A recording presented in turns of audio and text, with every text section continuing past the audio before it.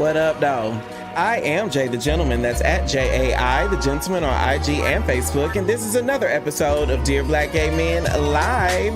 It's our short, bullshit-free step out of our comfort zone to talk about everything important in gay culture. I recently appeared on an episode of the Open Relationship Podcast. It's a show hosted by 4 openly gay men where they discuss everything A to Z in LGBTQ culture. Check this out. Differed is because I knew I was gay. I didn't have the language gay, but I knew I was gay in like the first grade with a boy that I saw. I knew the way I felt about this boy was not the way I felt about other people, right? And the idea that if I can tell for myself when I'm 5, 6 years old that I'm a man, I'm a boy, I like him, he's a boy. If I have that a level of awareness around gender expression, then my curiosity was, well, why, what is so special about 13 to where we now hear and acknowledge and affirm the expression or even questioning their gender expression? Like, why that age? So this is why, because I too like the boys at a young age. However, my mom didn't play. So check this out. I was talking about a conversation that they started on their podcast about trans children and parenting them. I disagreed with one of their hosts, Rodney, and he and I had a conversation. But what I got in that conversation is that regardless of our perspective, the girls need to talk. We need to express our perspectives and kiki with each other. And that's why podcasts are so important. We're having the conversation today with my guests on a conversation we are calling the Podcasting Key. Now, let's get into the episode.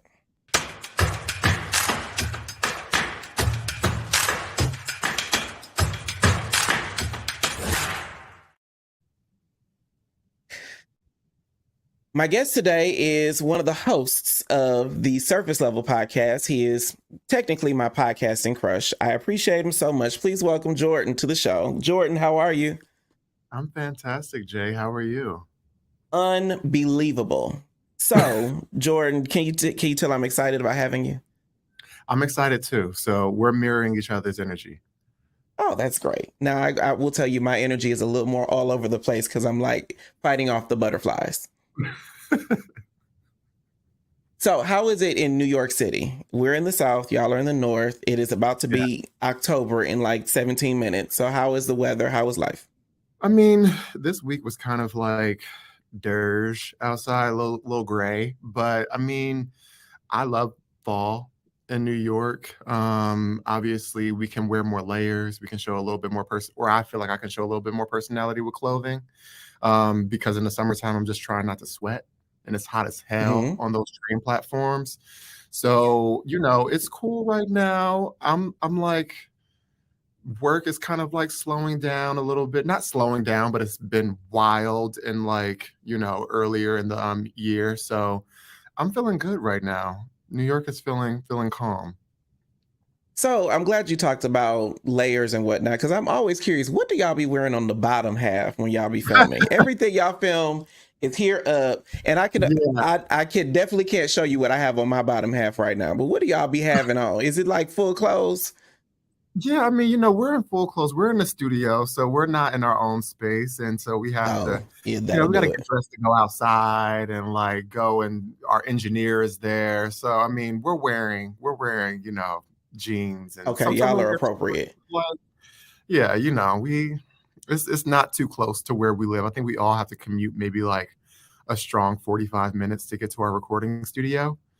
So we're like actually like leaving home and like venturing out to go record the podcast. So we got to wear some outside clothes. I will spare y'all the details of me standing up because I am legitimately 45 steps from my bed. I'm in the second bedroom in my house.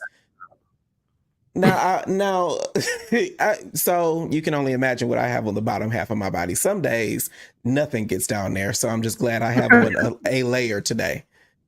Sounds magical.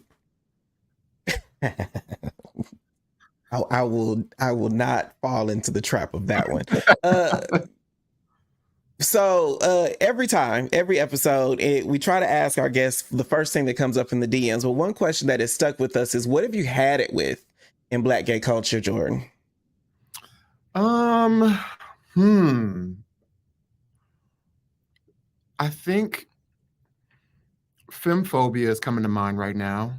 I think femphobia, but even more specifically, bottom shaming. I think that we're getting better as a community about being more open to people just sort of like doing whatever the hell they want to in the bedroom, and, you know, not for bottoming to seem like something like you say to someone as an insult, or something that you should be ashamed of, or that you keep private and you only let certain people know. I would love if we gave that up. Okay. I'm curious. Have you ever lived in the South? Well, I mean, no, not like the South that everybody knows. I mean, technically, I went to school in DC. Some would say that that's below the Mason-Dixon line, so it's considered the South, but I don't necessarily culturally consider it the South. So yeah, that was I know you from HU, right? Yeah. Yeah, Aaron went to HU, and we have a conversation. Aaron is the person behind the scenes that's controlling everything, for everybody who doesn't know. But he grew up in Texas, so he's definitely Southern. Yeah. I wonder what Aaron, do you consider DC the South? No, he said no. So DC is not the South. Okay, I knew the answer before I said it. But DC is definitely a different vibe than New York. Is bottom shaming or femme shaming different in DC than it is in New York City? Because as an outsider, I feel like New York City is where a gay goes to be a gay. Yeah, I mean, my experience with DC was very different. So I wasn't really out in college, and so I didn't really explore the gay community as much until I moved to New York. So that's where the majority of like my, like, I guess, coming of age story happened. So the only experiences that I was when all of us had our coming of age. Listen, in New York, else. Right, somewhere else. So yeah, I mean, I don't know. I don't know if it's any more, any less pervasive in either city. It feels the same to me, honestly, in terms of like how much I feel like I hear it or how prevalent it is. Okay, you want to know what I've had it with? What? Now, mine is definitely not as philosophical or as forward thinking as yours. Mine is definitely from the trap. Are you ready for this? I am ready for it. Yeah. You know, like, say you hooking up with somebody, right? And they verse. And you be like, okay, so what are you into? I have had it with people just leaning on their verse. Like, what does that mean when we can? I only got one dick, you only got one ass. What are you ready to do right now? Well, see, that needs to be your question then. That needs to be your question. What are you feeling? What's the vibe tonight? You know, and maybe that person is verse and they want to flip-flop. But you can say flip-flop. The reason why this came up, let me tell you this. So I acknowledge I was looking to hook up with somebody a day ago. Not a day, but sometime in the past. And so we in the DMs talking about, what are you into? He says, I'm verse. Okay, well, what are you trying to do? I'm verse. I'm trying to bust. Well, give me something to work with, bro. Throw a nigga a bone. Like, give me the tea, bro. Eventually, I'm like, oh, girl, block, delete. Let me move on. I probably ended up touching myself and going to sleep because the girls will wear you thin with this verse shit. And I know all the verse girls probably about to cancel me, but that's my truth. I'm like, that's the complete answer. That's a complete answer. If somebody How is that a complete answer? How, Sway? Because if you ask me what I'm into, I would tell you that I'm verse. Like, if you ask me that, I would tell you that I'm verse. And honestly, sometimes it's a day of decision of what I want to do or what I'm in the mood for. So, like, if I'm just having a conversation just broadly with somebody who I'm interested in, I want them to know that I'm interested in doing both. Okay, but why can't you just say, I'm interested in doing both? Let's flip fuck. Let's trade some dick. Like, well, that's what verse is. Is it though? Yeah. Okay. So what means that you're interested in doing both? When you say verse, you're interested and ready to do both. I mean, if I'm trying to like schedule like a hookup like within the next 24 hours, I'm going to say I'm versed, but then I'm also going to say like what I'm specifically interested in doing if it's not both at that time. There's very few times where I want to do both things in one setting. I typically will just choose what I want to do. So if I'm trying to hook up within like the, the next day, then yeah, I'm going to say what I'm interested in. But if it's just, me just trying to share who I am with somebody, I'm going to let them know that I'm versed. But what if it's in like the next 20, what it's 2:00 in the morning, we on the apps and you trying to fuck in the next 24 minutes? Verse is not a definitive answer, is it? Yeah. At least it ain't for me. I would still say verse because I want them to know that I'm equally interested in both things. So like if you want to share any sort of like photos or videos or stuff like that, be mindful of the fact that I'm interested in both. If you have both in your phone already, you can feel comfortable sharing those things. And again, I understand that you are trying to evolve us and think us forward. In my head, though, verse is only appropriate that first, what are you into? What are you into? Yeah. I'm verse. Got it. What are you trying to do right now? Because in my head, I'm trying to figure out, are you dushed? Are you prepared? Do I have to go wait an hour? Do I have to wait 10 minutes? Are you sending me the address? There's just a litany of questions I need answering so I can help us get where we need to go. Gotcha. You got to drill down and just be like, what are you trying to do tonight? What are you prepared to do tonight? And with this person that had me fed up, I asked him all of these things. And at the end of it, he wanted to have these vague answers. But now, the one part I will say that's going to think us forward is, I think it's because the girls are still ashamed to say they a bottom or they want some dick.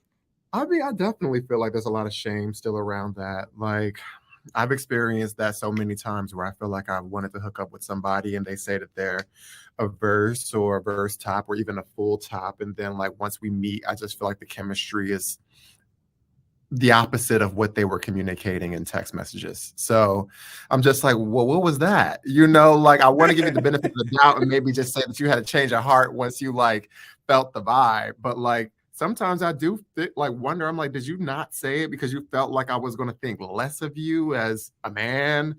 I don't know. I think a whole lot of that plays into it. Now, I'm not gonna be overly invasive, but I will say the vibe changes once you see what the nigga's working with now. Because if you are bottom heavy or well endowed, the vibe might flip on an instant. It might turn on a dime. Exactly. Like, I think that's very valid. That's very valid. I mean, I told you I got a whole lot of DMs about you, so clearly the girls are trying to figure out your tea. Not that I'm saying that you're available, but they might be just curious to like splish splash in the Jordan pond. Well, my tea is all over surface level, so they can see that. It is. And see what we talk about. They can listen to it on the podcast. They can listen to it on the podcast. Okay, I think that's a perfect time to take your first break. Okay, when we come back, Jordan and I are going to we're going to compare notes and talk about what it really entails to create a podcast for the culture. This is the Podcasting Key. We'll be right back.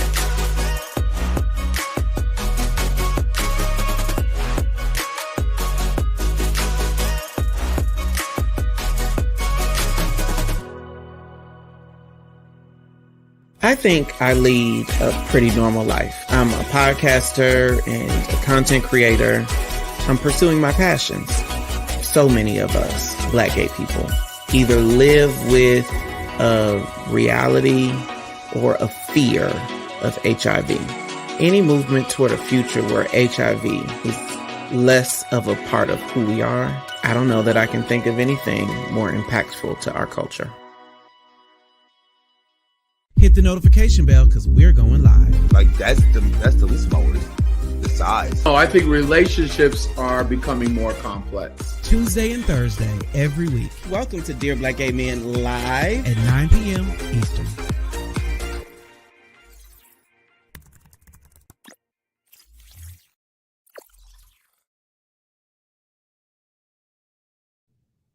What up, dog? Welcome back to Dear Black Gay Men Live. Before the break, we chit-chatted with Jordan about what he said he's had it with in Black gay culture. Now, let's shift gears and talk about how he's using his voice to impact Black gay people all across the world. Jordan, surface level is a thing. Surface level is a amazing thing. Thank you. So I'm certain that you've probably answered it a million times before, but how did it come about? I know the story, but for our viewers, how did Surface Level come about? Yeah, so I co-host Surface Level with Tony Germain and Damon Epps. The three of us, we went to Howard University together. So that's where our origin story started. That's where we all met each other. And then after we graduated, we all moved to New York. And then that's when we all got really, really close. So we all knew each other separately and we all had familiarity with one another. But like living in New York and being from Howard, we were able to build this like group of three where we always went out, we always clubbed, we always partied. And then I think that when we got to like around our mid-20s, like late 20s, we all got into serious relationships and then they all disintegrated around the same time. So it wasn't coordinated, I promise, but like we all were single and we were all, 29, 30, 31 years old, and life has changed. We weren't interested as much to like be all out around the place, like clubbing and everything like that. So we would just hang out at Damon's house and just like have wine, talk about things that's going on in our lives. We were dealing with a lot because breakups can be really tough, especially when you've been with those people for years. And those conversations sort of were the foundation for what is Surface Level now. One of our really, really close friends who also went to Howard, she FaceTimed us one time while we were all hanging out and was just like, y'all need to do a podcast. And we like kind of brushed it off because we were like, everybody has a fucking podcast. Like, what are we going to talk about? Like, get it? Like, every friend group is just like, we should have a reality TV show. It was one of those things, and no one took it really seriously until she brought it up the second time. And then we were just like, well, let's actually just really see what this is. We have all this free time. We don't have partners. Like, we're looking for something to do that's like a creative outlet. And so we developed Surface Level over the course of 9 months. Just like working through what the format would be. You'll appreciate this because you have amazing production, but that's not something that just happens overnight, right? Like you have to it doesn't. No, you have to be I was about to hit the button.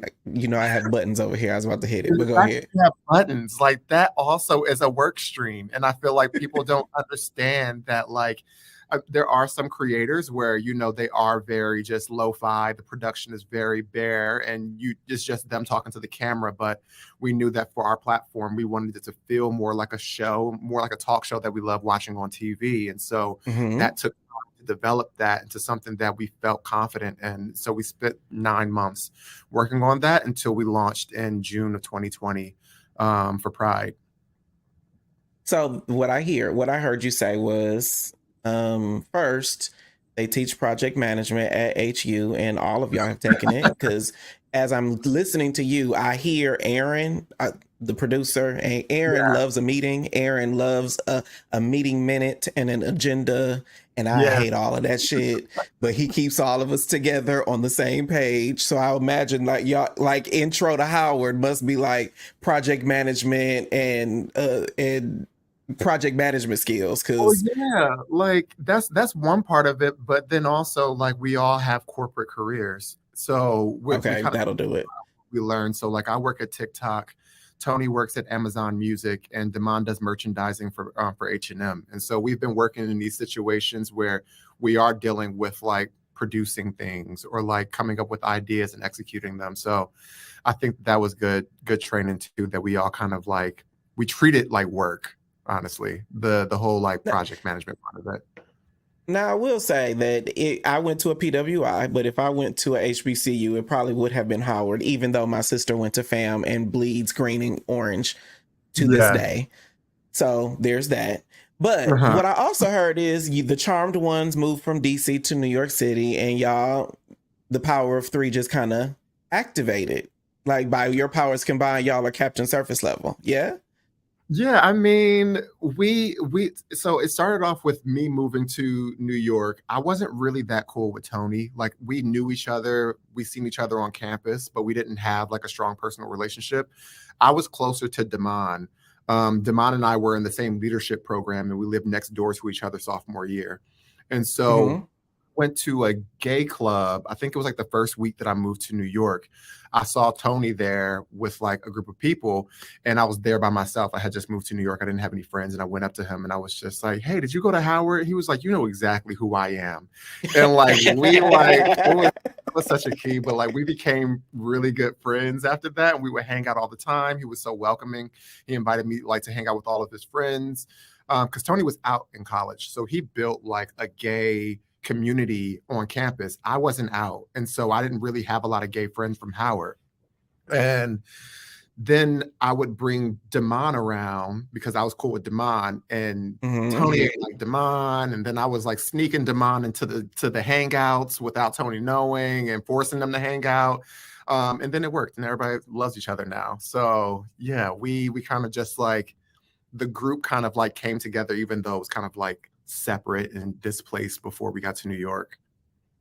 So I'm always curious about kind of podcast projects, creative endeavors that focus on a very, very niche audience, because your podcast, Surface Level, mine, Dear Black Gay Men, obviously we have Dear Black Gay Men, Black Gay Men as our primary target. Do you ever have like, are you ever encouraged to like broaden and talk about, you know, broader gay issues, for instance, or talk about things that are kind of adjacent to but not squarely focused on us? Yeah, I mean, I think that in terms of like the Black community, we allow ourselves to talk about experiences outside of just Black queer people. So we can talk about the general Black experience. We're also open to talking about like the general queer experience, although we do try to keep a Black lens on it. I think that regardless of what we try to do, I think we always try to put a Black lens on it. In terms of like gay, we do venture out and, you know, highlight the lesbian experience or the non-binary experience or the trans experience. I think those things are important, but for us, I think that we're not really interested in creating content that's going to appeal to everybody or speak to everybody. I think the beauty of the platform that we've created is that it is focused on just us. And I think we've had conversations in the past about making our content a bit more broad, but we decided that creatively that wasn't going to be as fulfilling for us. And so we decided against it. How do y'all align all three different visions around one podcast? Like, it's interesting. So the team that comprises Dear Black Gay Men is two of the girls. Yeah. And then we have a straight woman and one other woman. I don't even, she is the how do I say what she is? She's open about who she is, but every time it's just, that's Keisha. Like, we know Keisha, right? Mm-hmm. But getting all of us on the same page about certain things is like pulling teeth sometimes. How do you keep three opinionated, intelligent Black gay men focused on one vision? Do y'all have like a voting process or what? What's the guy? I mean, what's the secret? We vote, you know, like everything is a 2-3 vote. So if you can't get two people to agree on one thing, then it doesn't happen. If you feel very confident or you got outvoted or something like that, we obviously welcome you to come back with a better argument about why your decision is better. But you know, like that's what it is. Good luck trying to out argue one of the girls, honey. We keep a receipt now. We're all prepared. Everybody has their talking points. Everybody has their like argument of why their opinion matters the most in this instance. But yeah, I mean, I think that beyond like the disagreements, I think that we all trust each other's judgment too. Yeah. So when we are outvoted, I'm just like, okay, like I'm outvoted on this, but like I can still see like the reason why we're doing this. Although it's not what I would do, like I can still get behind it.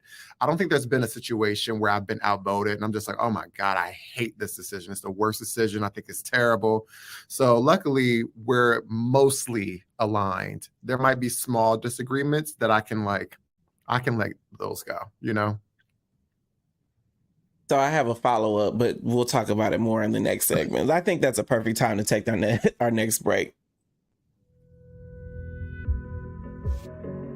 Okay, when we come back, we're going to talk about how shows like ours, Dear Black Gay Men and Surface Level, highlight the diversity of the Black gay experience. Again, this is the Podcasting Key, and we will be right back.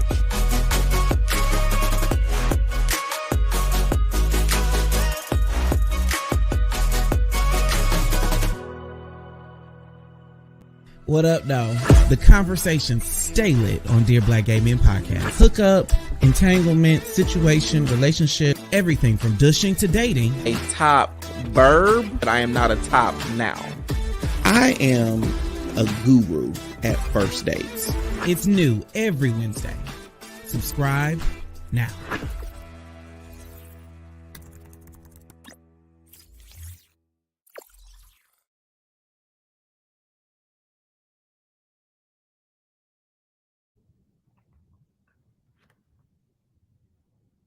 Oh, I'm supposed to be on TV. My bad, everybody. Welcome back to Dear Black Gay Men Live. Remember, the conversation continues on the after party. It's the members only after show that starts promptly at 8:45 p.m. As a member, you can join us for the after party where we go deeper, the questions get juicier, and our members can join us to talk directly to our guests live on the show. If you're an insider or a friend of the show, you can ask me and the guests your burning questions and get exclusive access to Dear Black Gay Men merch and members only treatment at all of our in-person events. To join, just click the join link under this live or any of our content on YouTube, and I will see you at the after party. Once you're a member, just visit the membership tab on our channel to view all the members only content. Now, let's get back into the show. Jordan. Yeah. Uh-oh. Let me get you back, Jordan. Hold on. It's funny you were talking about production value and I'm like forgetting that I'm on TV. I'm looking at all the buttons and whatnot. It's a thing. So the question that has come up in our conversations is, what bigger purpose do you see podcasts playing in the broader Black gay culture? I think it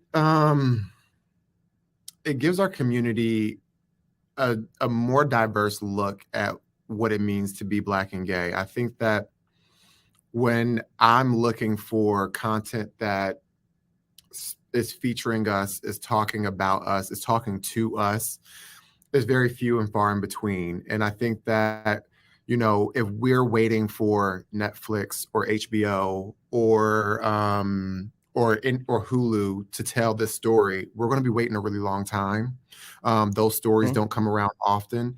And I think that podcasting is a great opportunity for people like, you know, the both of us to be able to use this platform to bring our stories to the forefront. I think it's less about like, you know, gatekeeping those experiences now. Now people like you and I can get a setup together, can do some planning, and can produce some content that's going to help people.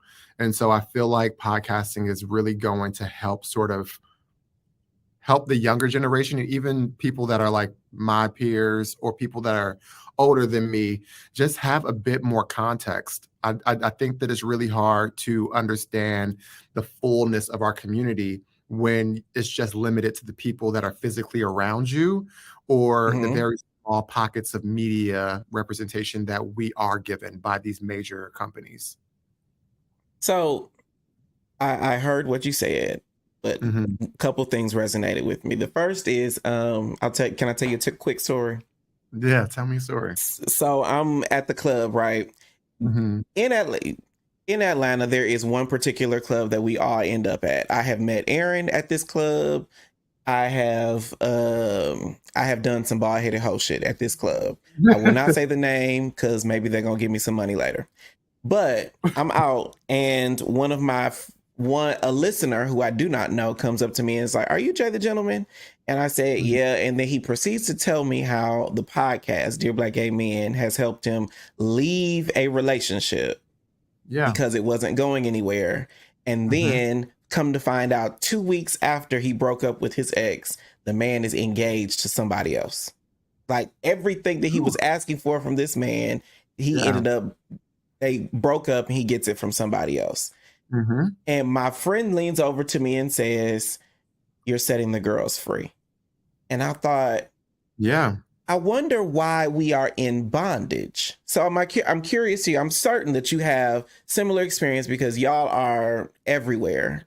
All the gentlemen on surface level, y'all are everywhere. But why do you think that we are tied down in culture to where podcasts can help set us free, if we can use that language? Yeah, I mean, I just think that there isn't enough positive reinforcement of our experiences out there. There's not enough content that talks to or speaks to the nuance in our culture. I think that the times where you see Black gay characters on TV or in major media, this is a very limited story that you can tell oftentimes. Oftentimes they're not the star. And so you don't get into, their inner thoughts. You don't get into their relationships. You don't get into their insecurities or their trauma. Our characters aren't giving that. And so when the audience can't see that happening, they can't relate as much to working through these issues. I remember when I was going through a pretty bad breakup, I didn't know whether or not to leave because I didn't know if what I was going through was normal. And I was just like, maybe it's normal to always have to, to constantly be fighting or like trying to figure out how to make it work. I'm like, maybe that's what they mean when they say that relationships are hard work, and I think that maybe what I would have appreciated in that moment was just some fucking perspective, like just someone who looks and sounds like me and is going through similar situations as me, be able to tell me about their experience. And it doesn't mean that like I have to blindly listen to what I hear on a podcast, but it's so important to be able to have something to even react to say, okay, I don't agree with that. I don't agree with surface level said on this comment, but I agree with Jay on this comment. And now I have two different perspectives and I can make an informed decision. I can feel more confident in my decision making. And I feel like having more people that are like us and share our experience with podcasts, we're able to sort of help give people a bit more guidance. And I don't mean to say that in the like, I know everything, because I don't, but it helps. Me neither. Be able to speak to somebody or feel like you're getting an honest, authentic response to a life situation from somebody who looks like you. Now, several things resonate with me with what you said. I recall our live show that we just did. We just got back from DC. We had a live show on the 8th of September, right? Congrats. And thank you for that. Thank you. Now, I will say the burning question, like in the pit of my stomach, is how do the girls with hair keep braids in? I had braids for that live show, and baby, the second I got off that stage, I had to set my scalp free. How do you do that? Because I've been seeing your hair. I've seen you with like a fro. I've seen you with I don't know that I've seen a wash and go, but you have braids. How you be keeping your braids and not feel like your thoughts are being pulled out of your scalp? The braider is important. So I've definitely been to a salon where the person handling my hair was like, had a vendetta against me, was like pulling through it tight, like extra tight, like just a mess. And so I don't go to them anymore. The person I go to now, she's very gentle. Even though they look like they're tight, these are like a week and a half old. And she is super gentle, but it is very neat. So I recommend like finding like a stylist that understands how to deal with your texture hair and isn't going to be like making it extra tight, because just braiding tight doesn't mean you're a good braider. It's actually okay. I'm glad you told me that. And that circles back to what you just said about how even having a perspective to respond to is important. Because in my head, before you just said that, I'm thinking, oh, his head must be throbbing like mine was for 8 days. I am sitting comfortably right now. Like, even when I just leave the salon, I am like, thank you. This looks great. It feels great. Like, we got pictures of me putting ice on my head the second I left that salon. It was like I could hear my thoughts pounding in my head. As much as you want to, or as much as you feel like you may not have another stylist in mind, do not go back to that stylist. Find another one. If you come to New York, let this episode pop off just enough, and I'm gonna get me a plane ticket to come to whomever your stylist is. Because I would take this hat off, but 2 days ago was a wash day, and my curls were curling that day. They are not today, so it's important. But I think that does circle back to exactly what you were saying about how it's important to have diverse perspectives about the Black gay experience. And it could be something as simple as having your hair braided, or something as dense as relationships. Yeah, I mean, so yeah, go ahead. Go ahead. You the guest. No, I mean, I was just gonna say, like, I think another reason why we decided to like drill down on the Black and queer experience is because that's what our lived experience is. Like, we're not, this isn't our podcast is not a news podcast. We don't report the news. We aren't talking about pop culture. We aren't, we don't know anything more or better than our own lived experiences as being Black gay men. And so we felt like by zeroing in on that, we could truly shine and produce something that we felt confident about. When you just said that, what I heard was like, Rashonda, who said, "And to that I say thank you," Rashonda on TikTok. What I heard right there was like, we're not CNN, but you stay breaking the news. And to that I say thank you. That is legitimately what I heard when you said we're not a news podcast, and I'm thinking, but you stay breaking the news. And to that I say thank you. I wish I had that on my button. My button today but that thing be thangin'. Okay. So, because that thing do be thangin'. That's either way. The production team here, Dear Black Gay Men, is on point. So my last question for you, Jordan, is what makes a good podcast guest? We're having these conversations. I'm talking to, everybody or myself. You have two other colleagues that you do your show with, but what makes a good addition to that to you? Yeah.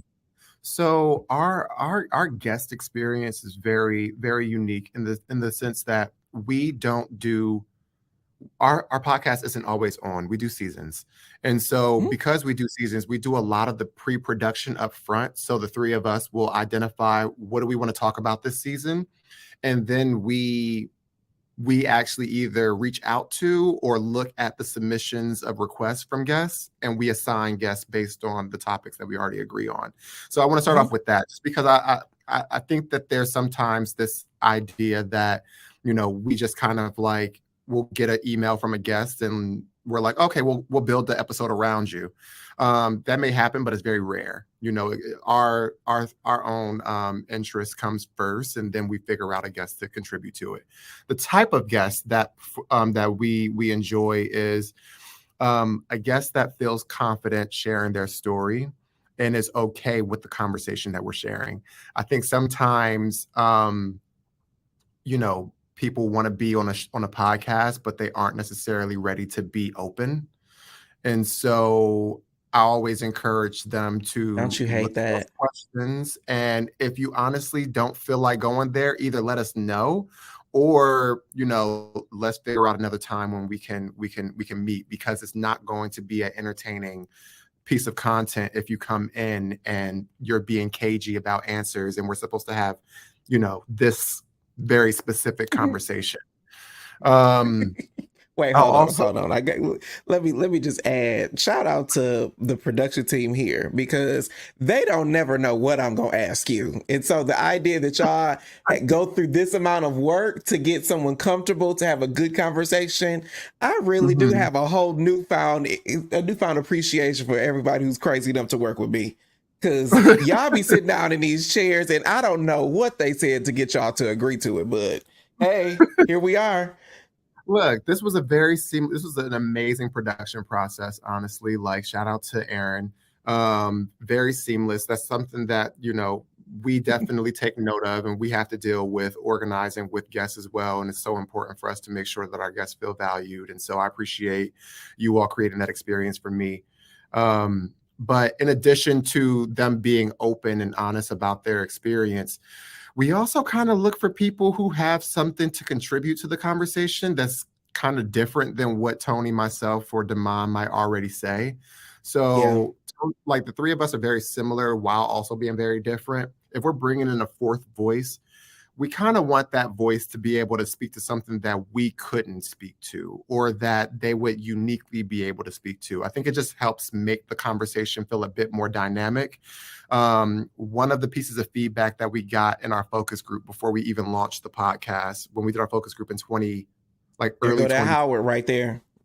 Okay, and our focus Howard groups and project management. Because baby, when I tell you, we are this close from having a focus group with Aaron on this show, because let me get off of Aaron. Okay, keep going.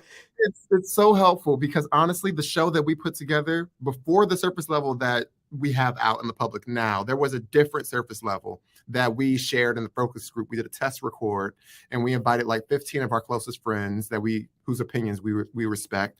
And one of our friends who worked at the New York Times was just like, I am bored as hell right now at this podcast. Like, why does it feel like kumbaya? Like, why are you guys not disagreeing? Like, you guys always are disagreeing, but you choose to agree on everything on the podcast. And so we thought that it was going to be like this upliftment moment for us. And I'm just like, actually, it's probably way more valuable to hear the conversations and the topics where we don't always agree, and figure out like how we can have healthy, productive, and progressive discourse that allows listeners and viewers to be able to evaluate a topic from different stances. And so when we look at a guest, we are looking for someone who can also provide some sort of discourse. So if all of us agree yes to one thing, we kind of want that person to feel like their answer is no, so that we can talk through it and we can, uncover something more interesting to share for our audience. So discourse, openness, and then obviously like a comfort in front of the camera. Several of them, it looks like. Yeah, it's a multicam setup, and we're in a fishbowl. It's a glass where we can see our engineer over here. We can see our consultant Kashif outside of the room, and so it could be overwhelming for somebody who's not used to that sort of setup when they're talking. And so we do look for people who do have, some comfort level with sharing their opinion and sharing their thoughts. Now, I'll add this before we go to our last break. One thing that I made a strong request to the team to figure out how to get you on this show after you had a particular guest that I absolutely disagree with. And I was like, I'm feeling some kind of way behind this conversation. So luckily enough, I have a podcast that I can invite y'all on, and you are gracious enough to join me. But I think that it's important for us to see what disagreement looks like in Black gay culture, because so often it looks like, reading somebody in the DMs or doing some live somewhere and exposing things in this, cyber violence. And instead of just being able to have a discourse. So I appreciate that. Thank you for sharing that, Jordan. Yeah, I mean, that's something that's really important for us. And we have a conversation about it in this previous season where it's called The Girls Are Fighting. That's what the episode is called. And it's essentially just about how over the years we have become more mindful with how we disagree with one another. Because I think that even in our group of three, we can get pretty snappy. And if somebody says something that we don't like, then it's like a read and blah, blah, blah. And we realize like, actually, this is not helpful. This is not helpful because now I'm pissed and now you're pissed. And we're older now, we have more things going on, and so it's easier to create distance with people, and so you end up maybe even discarding a whole friendship because ego got in the way. And so I think that, you know, we try to make sure that we do disagree so that we can show that, like, you don't have to always be on the same page with somebody, but you can always respect them, you know? So that's a goal of ours for sure. I think that's the perfect place to take our last break. That's good. Thank you, Jordan. We'll be right back. Over 500 attendees took over P-Town for Men of Color Weekend at our 4th Frolic Weekend this year. To celebrate Year 5, we're going on tour, throwing free social mixers in New York, D.C., Atlanta, and L.A. to party with returning Frolickers and spread the word to make 2024 even bigger. You can visit wearefrolic.com/Frolic Weekend to book your ticket for 2024 and RSVP for our upcoming social mixers. This is what you call a human gaslight. I always want my wife to be in a good place. But Ralph takes it to a whole nother level. Drew, you're acting right now. This is the story of how one woman spent years being gaslit on TV. What were the signs, and how can we avoid the psychological manipulation Drew is going through?